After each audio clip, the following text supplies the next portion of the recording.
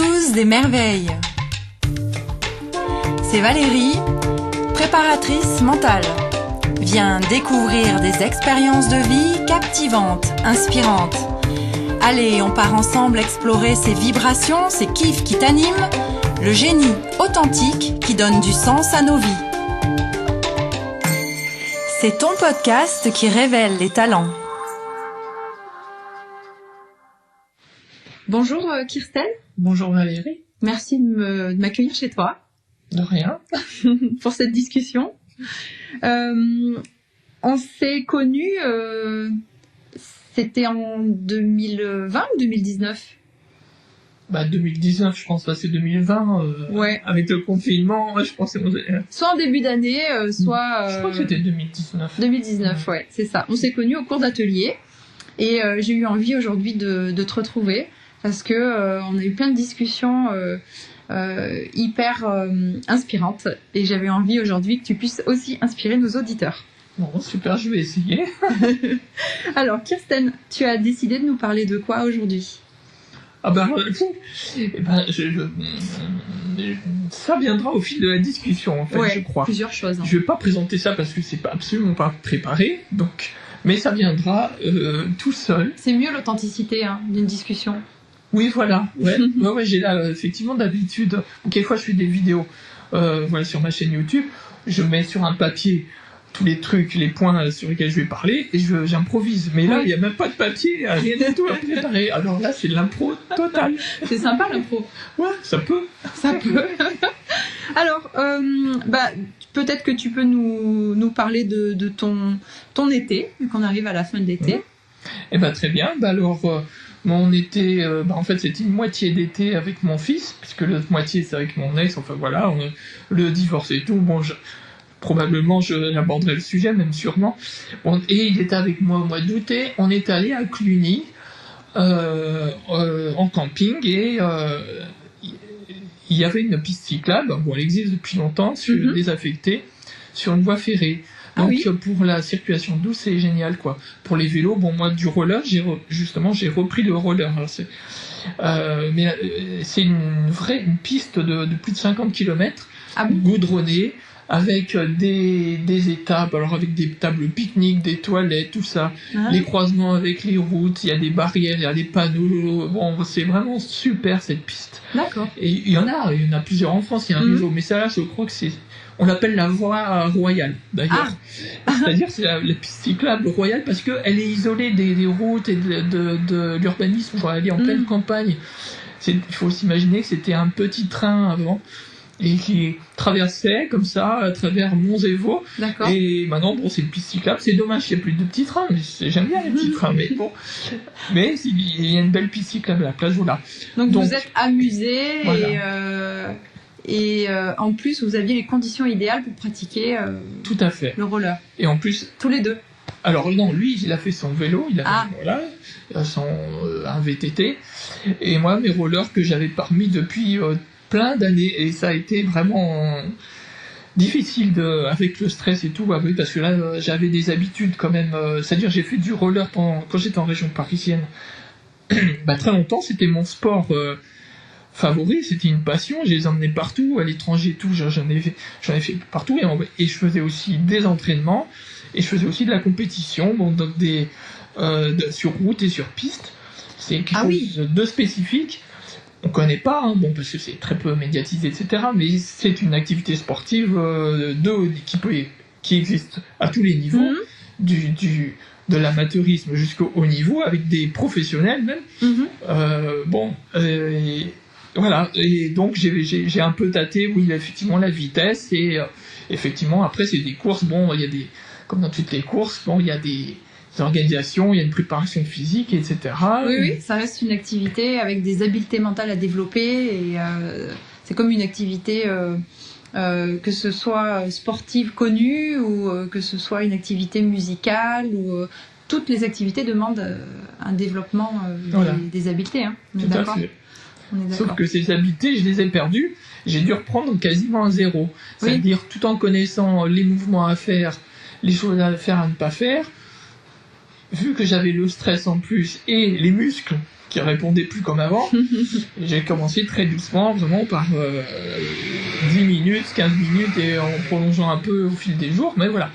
Donc je fais cette parenthèse, mais c'était pour moi très important de reprendre une activité avec laquelle j'étais passionné pendant pas mal d'années, que j'ai laissé tomber. Je reprends avec des appréhensions à niveau zéro quasiment. Et voilà. Mais parfois on repousse, et là tu t'es dit allez c'est bon, je m'y remets et j'ai envie de retrouver ce côté ludique. Peut-être qu'on recherche pas tout à fait les mêmes choses et qu'on redécouvre l'activité sous d'autres angles. Oui, tout à fait. Ouais. D'accord. Merci d'avoir partagé cette belle activité. Qu'est-ce que tu fais comme métier? Et tu as parlé de Paris, de voyage. Comment tu es arrivé ici à Thiers? Je suis arrivé à Thiers un peu par hasard, c'est par rapport à ma séparation. Quand je me suis séparé avec mon ex-épouse, donc il fallait que je trouve une autre baraque. J'ai vendu la baraque d'avant, il fallait que je me réinstalle ailleurs, dans un endroit, dans une baraque pas chère à retaper. Oui. Donc Thiers, là, et l'Auvergne, je ne connaissais pas. Je m'y suis installé, puis j'ai commencé les travaux, l'emménagement. Voilà, donc c'est tout à fait par hasard et je regrette pas ce choix parce que finalement je trouve, franchement, moi j'aime l'endroit sympathique, le cadre et aussi les accès, c'est-à-dire on est entre Clermont-Ferrand, Lyon, Saint-Étienne, c'est pas mal je trouve. Il faudrait que les transports soient un peu améliorés, notamment la ligne de chemin de fer, parce que j'en profite pour revendiquer une chose. Avant il existait une ligne de chemin de fer Clermont-Ferrand, Saint-Étienne. Oui. En passant par Thiers, c'était un super train. Bon, il y a encore les rails, mais voilà, c'est tout. Entre Thiers et Saint-Étienne, c'est fini. Et c'est des cars qui ont pris le relais. Et ça, c'est vraiment désolant. Parce qu'on avait un super train avant. Je l'ai jamais connu, je l'ai jamais pris. Je suis arrivé quand il venait de fermer, en fait. Ah, d'accord. Et en plus, la région s'est étendue, Auvergne-Rhône-Alpes, et ça n'est venu à l'idée de personne d'améliorer les communications. Et oui, parce qu'on est plus amené à voyager, à aller rencontrer les dirigeants, les partenaires sur la région lyonnaise. Beaucoup de choses ont déménagé là-bas. Ça te bloque pour tes activités, pour ton travail? Non, parce que je peux toujours le faire, sauf que par les transports, ça oblige à passer par Vichy, Roanne, etc. Il n'y a plus de direct. Voilà, Thiers, Clermont, Saint-Étienne, Lyon. Avec le train qui avait cette ligne, c'était bien. Maintenant, ça passe par Vichy, Rouen, tout ça. Bon, c'est plus long. Il y a des correspondances c'est embêtant. Sinon, il y a l'autoroute. Bon, alors évidemment, ils ont tout misé sur l'autoroute. En plus, autoroute très chère par rapport au kilométrage. La pollution. Voilà. Niveau écologique, c'est pas top. Et les cars qui prennent aussi l'autoroute. Bon, voilà. Donc, mais c'est un problème général. C'est pas ce petit problème local-là. C'est absolument général. Donc, voilà. J'en ai profité pour passer mon petit message écolo en même temps. Tu as bien fait. Tu as bien fait. S'il y a un auditeur qui peut faire quelque chose, eh bien, peut-être il le fera. C'est l'occasion. C'est l'occasion. Il y a les élus, ils sont un peu mobilisés, je veux dire sans aller jusqu'au bout non plus, notamment certains maires et tout, pour la fermeture de la gare de Thiers. Mais bon, de toute façon, c'est bien que les petites gares ferment de plus en plus. Les guichets ferment. Et bon, voilà, il faut se débrouiller avec le distributeur automatique. Mais voilà, ça commence comme ça, et après, c'est les lignes qui ferment. Et alors, dans ta vie, tu as connu un parcours assez atypique. Dans plein de domaines. Est-ce qu'on peut venir sur ce parcours? Bon, atypique, oui et non. Comment dire? Moi, j'ai l'impression de vivre normalement. Oui. C'est-à-dire que... Je prépare les auditeurs. Ah bon, d'accord. Comment dire? J'ai eu... oui, c'est vrai, j'ai quand même eu un parcours atypique déjà dans le domaine du travail. Puisque c'est vrai que quand j'ai commencé en fait... quand j'étais en région parisienne, par du bureau d'études en électricité industrielle ou électricité bâtiment. Et dès le départ, à l'époque, il faut dire qu'il y avait de l'embauche. Et moi, j'ai refusé les embauches et j'ai continué en intérim justement pour voir à gauche, à droite comment ça se passait. Donc j'ai fait plein d'entreprises. Depuis la petite entreprise familiale jusqu'à la grande boîte genre... vraiment les multinationales, oui. des sièges de multinationales en France. Avec des gros services informatiques, puisqu'après, oui, j'ai oublié de dire, oui, après j'ai embrayé sur l'informatique, sur la maintenance informatique, et j'ai vu le changement qu'il y avait dans ce secteur de la maintenance et du support informatique. J'ai vu le changement qu'il y avait. Pour résumer, qu'on est passé d'une activité de service à une activité, on va dire, pour faire des bénéfices économiques. Voilà. En gros. Donc la notion de service a disparu. Avant, il y avait des services informatiques, même dans les grosses boîtes, que je ne citerai pas, je ne cite pas les grosses boîtes, mais on peut s'imaginer, il y avait des services informatiques sur place qui comprenaient même, on va dire, entre 5 et 10 personnes, et ça a complètement disparu, ça a été remplacé par de la sous-traitance. D'accord. Et je suis arrivé à ce moment-là. Et voilà, et la sous-traitance, c'est rentabilité, c'est faire du chiffre sur la sous-traitance, sur, en fait, a priori, un secteur économique qui ne fait pas de chiffre, puisque c'est de la maintenance du matériel. On était parti plus sur un service, un confort, et on est arrivé sur de la rentabilité, faire de l'argent. Et... Voilà. D'accord. Et ça a amené à faire des interventions, je vais dire bâclées, minutées.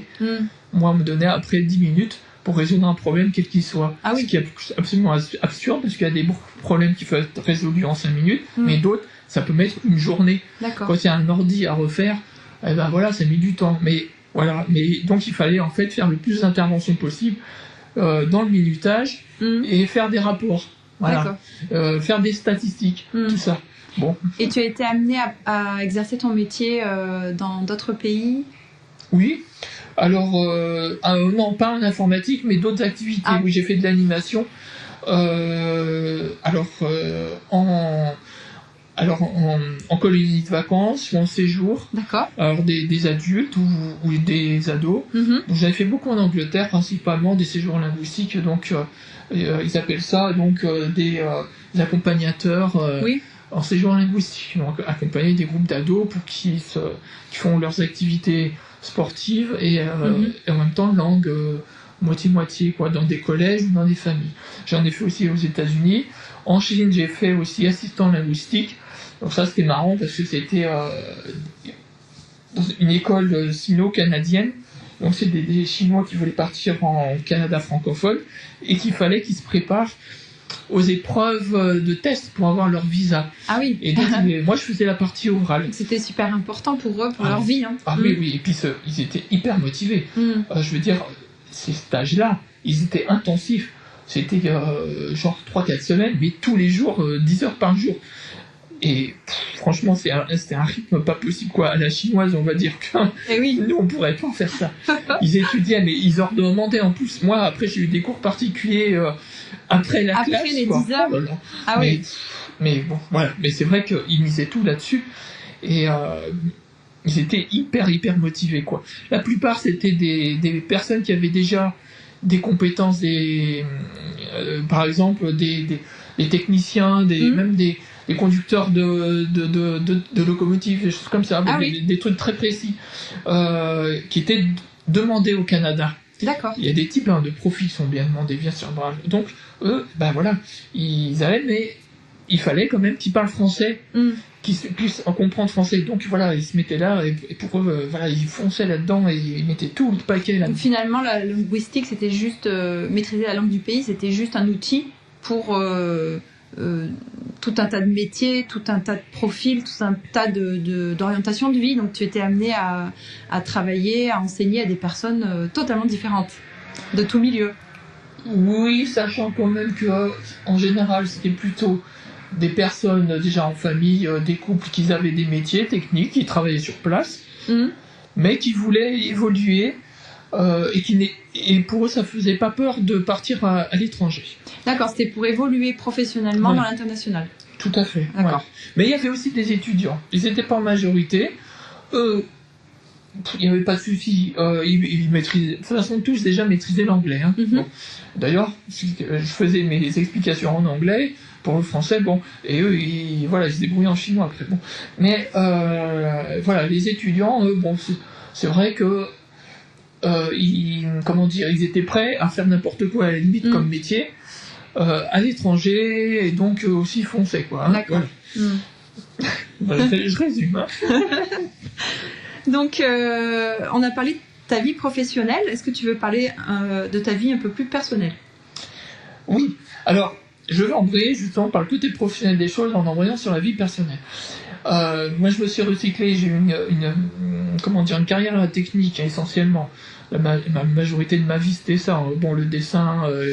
Ça a commencé par le dessin. Enfin, j'ai même fait de dépannage électro. Mais j'ai un peu fait beaucoup de choses. Hein. J'ai été aussi dans le personnel navigant commercial peu de temps. Donc, on connaît hein, les hôtesses steward. J'ai fait ça à un moment aussi.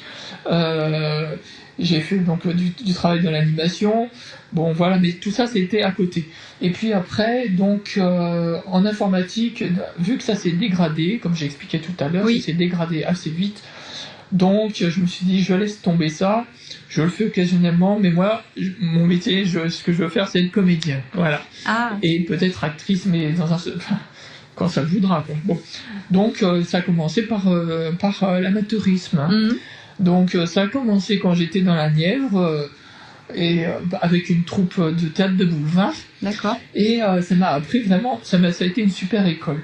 Parce que le metteur en scène, qui était professionnel, hein, qui avait une carrière professionnelle mais qui était en retraite, il nous menait à la baguette. Les répétitions, on ne pouvait pas avoir 5 minutes de retard, on se faisait engueuler, il fallait... Bon, voilà, c'était très strict, mais très, très, très bien. Et voilà. Et donc, ça a permis d'aborder les choses avec sérieux, tout le sérieux nécessaire. Et du coup, bah voilà, moi je pense qu'à l'issue de... Bon, j'ai fait 5-6 années comme ça en théâtre de boulevard, des petits rôles, hein. Des petits rôles, mais c'était bien. Moi, c'est moi qui choisis. Moi, les petits rôles, ça m'intéressait. Et du coup, bon, après, quand j'ai déménagé, je suis arrivé ici. Bon, j'ai embrayé avec des troupes ici en Auvergne, oui. Des troupes amateurs. J'ai fait un peu de théâtre de rue, à Aurillac notamment. Donc là, c'était plus professionnel, du coup, bon, avec quelques fiches de paye comme ça, bon. Et je me suis dit, bon, voilà, maintenant, voilà, j'ai mis un pied dans le créneau et j'ai envie de continuer avec ça. Mais évidemment, c'est extrêmement difficile. Alors, j'ai fait un peu de figuration aussi. Je vois que le temps s'écoule très vite. Ah, mais il te reste 3 minutes, hein. Peut-être dépasser un peu, ou alors... Bon, alors j'ai même pas pu parler, moi, de mes gros... Mais comment dire, si tu veux, mes gros questionnements, mes gros soucis, on va dire, ouais. Par rapport... en fait, ce que j'ai raconté là, je trouve c'est le minimum syndical pour se présenter. Et voilà. Et ben on laisse. Donc tu as 3 minutes. Bon, alors voilà. On va dépasser un peu. D'accord. Bon, je fais, comme on dit, un coming out après, c'est-à-dire que j'ai fait, ce qu'on appelle après une transition. Et ça a un peu bouleversé le côté métier, mais aussi le côté passion et le côté social des choses. Donc j'ai eu un état civil de changer très récemment, et donc de comédien je suis passé à comédienne, de travailleur à travailleuse, etc. Bon voilà, j'ai expliqué brièvement. C'était en quelle année? Ben, en fait, ça a commencé en 2016, hein, tout ça c'est très récent. Et c'est très récent, et il a fallu très rapidement me remettre dans le bain des activités, malgré les résistances qu'il peut y avoir, malgré mes autocensures aussi, car il y en a, parce que c'est vrai que c'est tout un challenge. Alors, progressivement, j'ai pu quand même reprendre certaines activités comme c'était avant, en juste changeant certains détails, comme pour la maintenance informatique, il faut qu'il y ait un peu de temps en temps de maintenance. Bon, sauf que voilà, mon état civil a changé, mais ça change rien au métier finalement. Voilà. Sauf que bon, voilà, passer de comédien à comédienne, bon, moi ça me change pas grand chose, mais c'est aux gens qui vous ont connu avant, eux ça leur change. Et j'ai eu même des grosses réticences, hein, notamment dans les cours d'art dramatique, il y a certains profs qui n'ont pas voulu ça. Bon voilà. Ah. Ouais, voilà. Qui n'ont pas accepté ça. Il fallait les ménager. Mais moi j'ai dit non, faut pas. C'est comme ça. Faut le prendre comme ça. Alors que finalement la vie est quand même constituée de plein de rôles qu'on joue, Et là, ils ont fait un blocage. Il y en a un qui a fait un blocage notamment. Bon, donc ça c'est assez mal fini. J'ai quitté les cours parce que j'ai bien vu que cette réticence n'était pas acceptable. Et voilà, mais des réticences, c'est normal, on en a. Il y en a, enfin c'est normal, non c'est pas normal, mais il faut aussi attendre à en avoir. Les réticences se font aussi au niveau familial, au niveau du cercle des amis, sachant qu'il y en a, le rejet est quelque chose de normal. Quand on transitionne. Tu t'étais préparé à ça? Bien sûr. Et tu t'étais préparé peut-être aux explications que tu avais envie de donner, ou que tu t'es dit, écoute, soit ils t'acceptent comme tu es, soit tant pis? Tout à fait. Non, C'est ce que moi tu t'es c'est dit? plutôt ça. Effectivement, il y a des personnes qui demandent des explications. Moi je crois qu'on n'a pas à se justifier. Oui. Je veux dire, soit on accepte, soit on n'accepte pas. Si on accepte, dans ce cas-là, moi je veux bien en parler, mais si on n'accepte pas au départ, ce n'est pas à moi de prouver que ma démarche et que j'ai à justifier quoi que ce soit dans ma démarche. De toute façon, ce serait trop compliqué. Je veux dire, il y a des choses aussi très personnelles, donc on n'a pas non plus à faire toute... Oui. On n'est pas obligé de justifier pourquoi on change d'emploi, pourquoi on a choisi telle ou telle voie, pourquoi est-ce qu'on choisit tel ou tel sport. Donc là, c'est voilà, dans le même registre, quoi. Exactement. Voilà. Mais les gens ne comprennent pas ça. C'est pour eux, c'est un drame. Ça devient dramatique. On m'a déjà dit, bon, alors c'est la catastrophe même. Hein. Bon. Ah bon? Les gens ils comprennent pas. Pourtant, tu as l'air tellement heureuse. Je vois pas trop de catastrophes, mais. mais voilà. Mais pour certaines personnes, c'est inconcevable. Peut-être que ça les amène simplement à une autre réflexion, et que ça peut être un inconfort pour eux que d'envisager une vision, qu'on puisse avoir une vision des choses différentes et qu'on puisse mettre en action notre vision en fait. Tout à fait. Oui, donc après ça les. Oui, il y a un blocage. Ou l'histoire qui se raconte. Voilà. Effectivement, il y a des choses à débloquer. C'est pas à moi forcément de le faire. Je peux. Par mon exemple, on va dire, exemple entre guillemets, je n'estime pas être un modèle, mais par le fait que j'existe et que j'essaye de me réinsérer socialement, professionnellement, je veux dire, les gens n'ont qu'à considérer qu'on est comme tout le monde, que le but c'est pas de se démarquer, c'est pas comment dire de se faire remarquer, c'est pas le but c'est de vivre comme tout le monde, voilà. Oui, toi, ton cheminement, ça a été peut-être un cheminement aussi naturel, où tu t'es senti mieux dans cette démarche, et puis voilà. On peut se sentir mieux en achetant quelque chose, on peut se sentir mieux en déménageant, et toi, c'est dans cette optique-là, c'est dans cette démarche-là. Tout à fait. Est-ce qu'il y a des choses qui ont changé réellement en positif ou en négatif, des choses que tu ne peux vraiment plus faire, ou au contraire, est-ce que ça t'a ouvert à des choses qu'avant tu ne pouvais pas faire?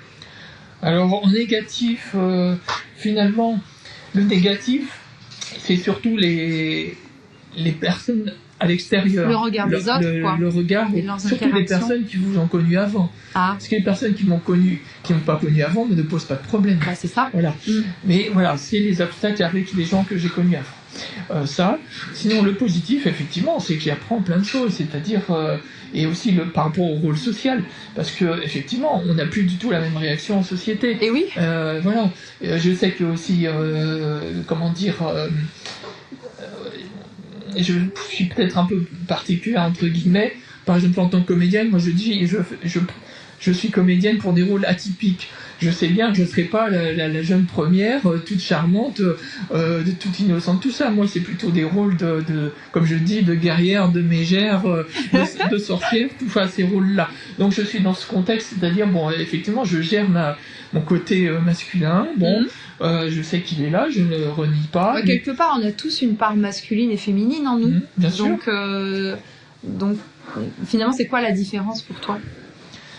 La différence, pardon. Par rapport à d'autres personnes, on a tous un côté féminin, masculin, mais toi peut-être tu as plus conscience des rôles qu'on doit jouer quand on est plus femme ou des rôles qu'on doit jouer quand on est plus homme. Bien sûr. C'est ça, c'est là-dessus que ça t'a peut-être amené à une réflexion ou comment je dois me comporter. Enfin, est-ce que tu as des choses comme ça qui... Alors tout à fait, oui. Ouais. Alors en fait tout ça m'a... Je ne connaissais rien avant 2016 et là du coup... C'est par rapport à la question du genre, par rapport au stéréotype de genre, par rapport à la place de la femme, de l'homme dans la société, par rapport à la binarité de la société. Parce que du coup, tu t'en rends compte réellement maintenant. Non, on se prend ça en pleine figure. Donne-nous des exemples.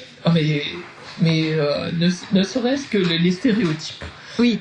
Bon, j'ai pas parlé de mon fils, mais moi, dès le début, même avant ma transition, quand je l'emmenais à la crèche, et quand j'ai vu, déjà, dès l'âge de 2-3 ans, que les enfants, on les orientait déjà vers tel type de jouets, de tel type d'activité, parce qu'ils sont garçons ou filles, alors qu'eux-mêmes, ils en ont même pas conscience. Ouais. Parce que c'est à partir de 2 ans et demi que les enfants ont la conscience de leur genre biologique.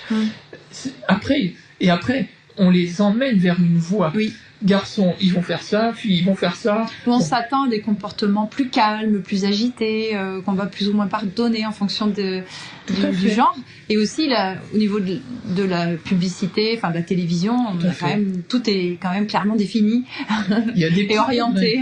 Il y a des petits progrès. Il y a des jouets non genrés. On dit, bon voilà, mais on est encore très loin d'arriver à une société qui s'est détachée des stéréotypes de genre. On est encore en plein dedans, ne serait-ce qu'au niveau des formulaires, quand il faut mettre par exemple les formulaires père, mère, il faut cocher les deux, mais alors que dans notre société il est légal et normal d'avoir 2 mamans dans un couple ou 2 papas, et ben dans les formulaires on n'est toujours pas arrivé à ça. Il y a eu des lois assez récentes qui ont autorisé justement de mettre parent 1, parent 2. Il y a eu des contre-réactions par rapport à ça. Maintenant, on revient en arrière. Il faut toujours père et mère. Non. Je veux dire, là, on est dans la binarité. On est, comme on dit, dans une société, dans des stéréotypes hétéro-normés, cis-normés. Voilà. Et tu crois que ça va évoluer, tout ça ? Très très lentement. Ça va être lent. Oui. Ça a évolué. Est-ce que c'est juste une question administrative ou est-ce que c'est une question plus de mentalité ou de réflexion plus libre sur le choix des gens ? Ça va avec. Effectivement, la culture et l'éducation sont pas à la traîne, bien sûr, par rapport à ça. Je pense que les mesures administratives et juridiques peuvent être en avance. Par exemple, dans certains pays, on accepte qu'il existe un genre neutre, ou qu'on accepte le mariage homo, voilà, on l'accepte, mais dans les mentalités, évidemment, ça traîne, tout ça. Je veux dire, voilà, et là, après, c'est tout le reste qui fait, c'est les médias, c'est l'éducation, c'est très important, l'éducation dès le plus jeune âge. Des gamins, mais dès la maternelle, ça devrait se faire, ça. Éviter d'embarquer les gamins dans des stéréotypes déjà dès le départ.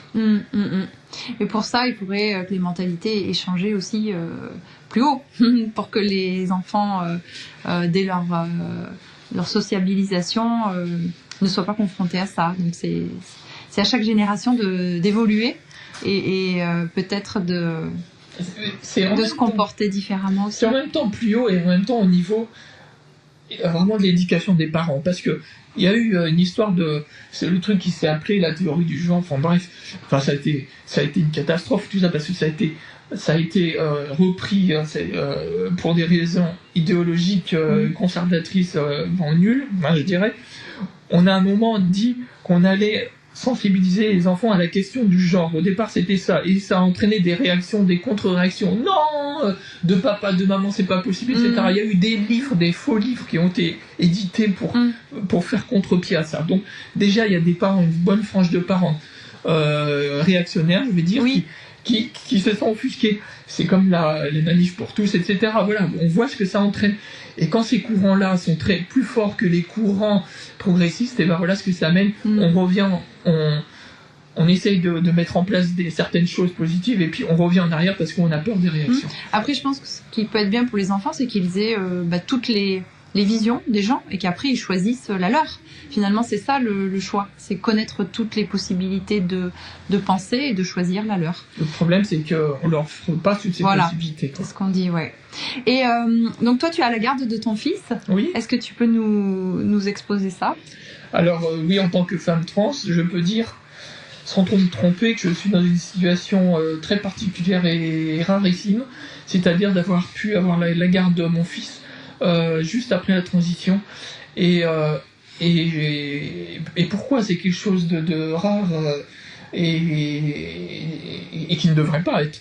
C'est parce que jusqu'en 2012, le questionnement par rapport au genre était considéré comme une maladie mentale. Donc évidemment, une personne qui est dans ce cas-là ne pouvait pas avoir la garde d'un enfant et même pas fréquenter son enfant. Et même encore maintenant, je suis en contact avec de nombreuses femmes trans qui sont en famille, qui ont des enfants et qui, après un autre jugement ou après une transition, etc., se sont vues refuser des droits qu'elles avaient avant. Ah oui.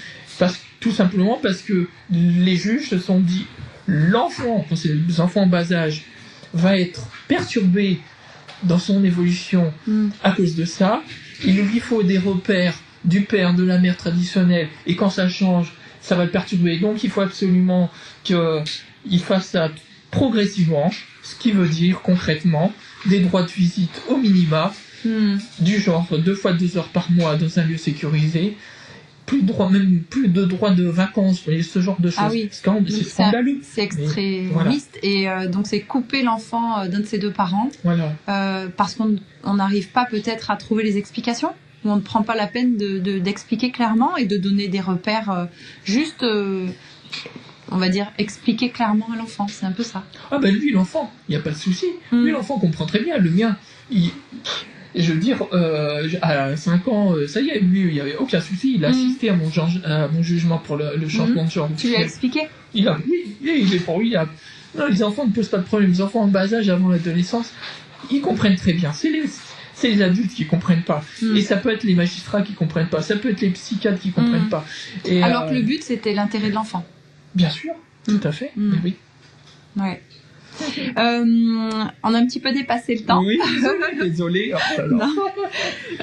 Est-ce que pour avoir un parcours comme le tien, tu as par exemple 3 forces à mettre en valeur, à mettre en avant, 3 forces qui t'ont guidé et qui t'ont amené à suivre ce que tu avais réellement envie de faire?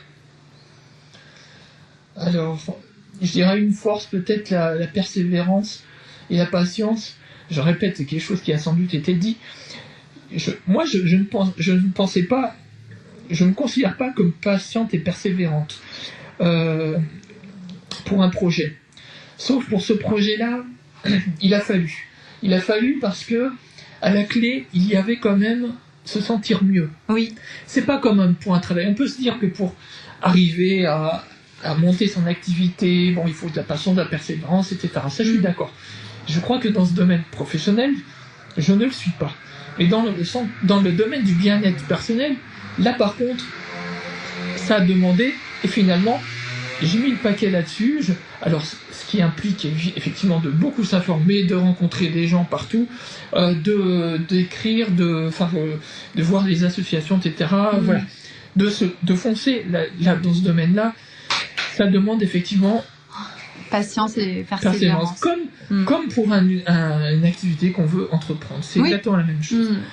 Ça demande autant de sérieux. Voilà. Donc tu mettrais l'accent sur ces 2 et le sérieux donc. Oui, tout à fait. C'est quelque chose à faire sérieusement parce que effectivement, ce changement de vie implique un tas de choses. Socialement, professionnellement, personnellement, tout est remis en question. Oui. Donc il faut tout revoir, faut faire des démarches, quoi. Ça demande du sérieux, quoi. Je veux dire, quand on doit s'expliquer devant un juge, devant des fonctionnaires, devant des médecins, il faut être crédible aussi.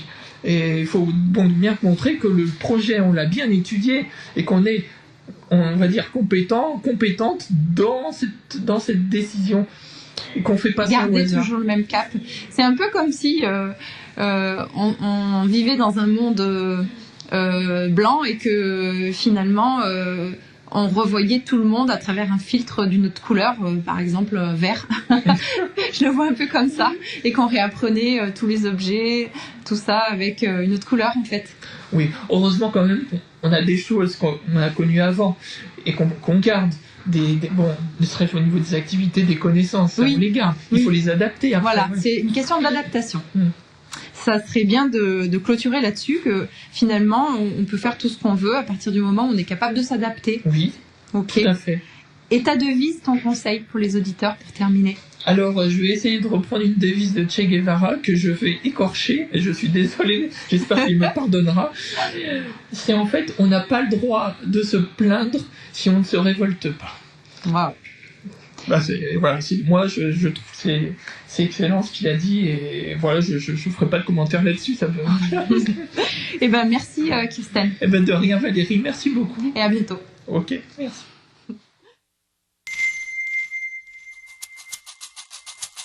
C'était Kirsten qui apprend à s'adapter à sa nouvelle vie.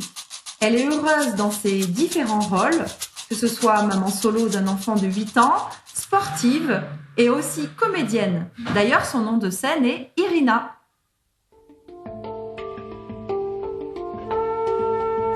Si tu souhaites aussi partager ton talent avec nous, ou si tu connais une prochaine merveille, contacte-moi sur les réseaux sociaux. Valérie Buisson, podcast Les Merveilles.